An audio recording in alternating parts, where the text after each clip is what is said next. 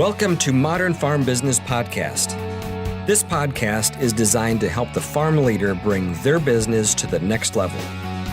We'll cover everything from leadership and finance to strategy and planning. I'm your host, Dean Hefta. If you're going to do something, do it right. If you have time to do it twice, just do it right the first time. It's cheaper to just do it right. These are just a few pieces of advice we may have heard in our life.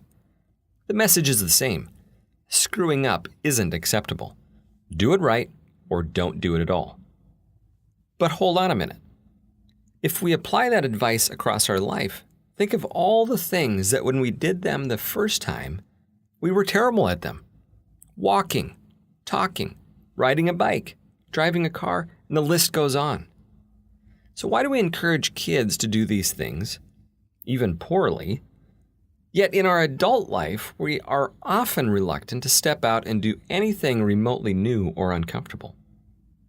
When we're young, there's a lot going for us in our learning process. We can't walk, and we look around and see everyone else walking. The majority, or what normal is being able to walk. So we put in the effort of learning how to do it ourselves. We're determined and willing to do it poorly in the hopes of eventually doing it well.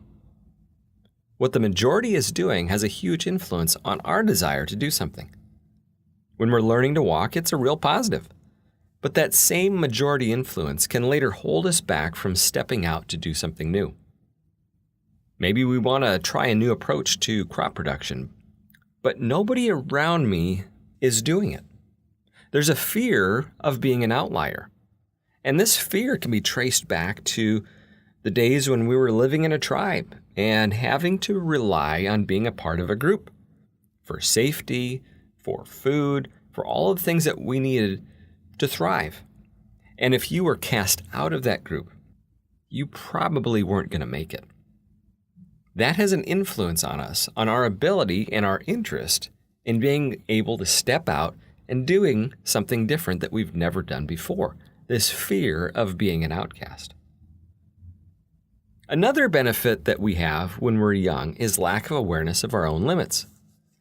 When we're 3 or 4, we don't have much history of knowing what we are and aren't capable of. And so we don't really have a good sense of what might we likely fail at. When you ask a group of kindergartners to raise their hand if they think they're good artists, nearly every hand goes up.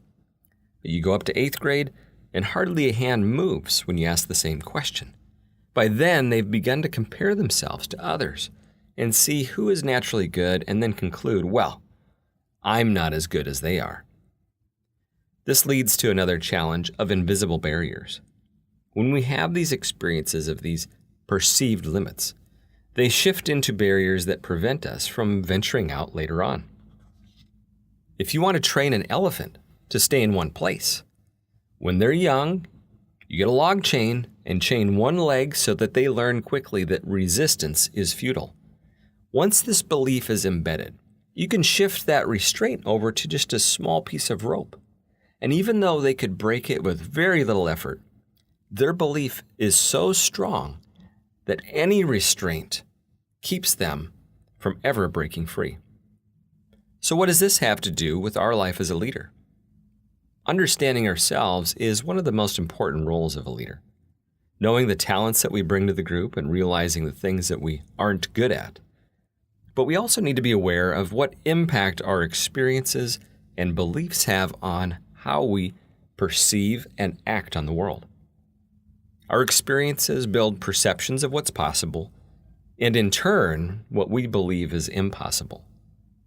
If our decision-making is covered with our experiences and perceptions, we better have some perspective of what's informing our decisions, or we may be destined to live lives where we never learn anything new or try anything different. We stay stuck in a safe, unremarkable routine, avoiding the risk of something that might be uncertain and make us look stupid or incompetent.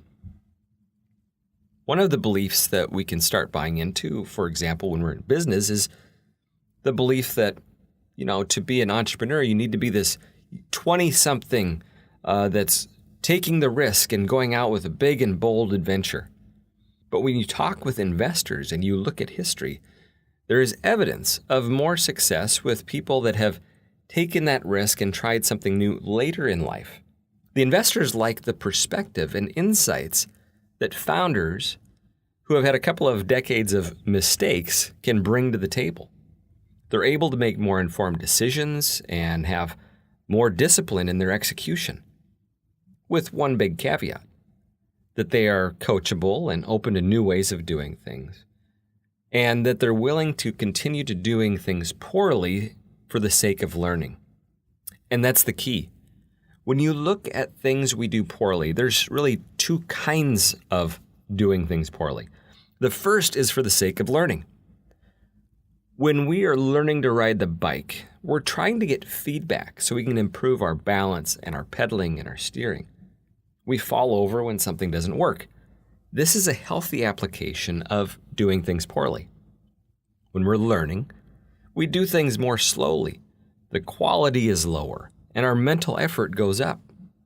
We have to think about every step. But it's in this phase that we should accept, in fact, anticipate the fact that we aren't going to do it very well. But there is a type of doing things poorly that isn't acceptable. And that's already having the know-how, but not caring to do things well. This is the type that we usually associate with doing a poor job. And as leaders, you shouldn't accept this from yourself or from your team. So be conscious to separate your expectations of quality depending on skill and experience. When we establish our expectations for a project with other people, as leaders, we need to clarify what level of quality we're expecting. There is a difference between, Frank, I'm going to have you work on this project. I know you haven't done this before, so I'm going to teach you the basics. And don't worry, you're going to make some mistakes, and that's okay. You're going to get better every time you do it. That's different than saying, Frank, you're the expert in this area. You need to take this project so each piece gets done perfectly. Let me know if you need anything from me. As leaders, we set the tone for the learning environment. We show others by being willing to try new things and do them poorly before we can get better. So, what's the last thing you did poorly because you wanted to learn something new? What's something that would help your operation if you were willing to step out and risk not being good at it? I hope that you have a chance to do something poorly soon, something you've never done before. Thanks for joining me again this week on Modern Farm Business Podcast, and I look forward to seeing you next week.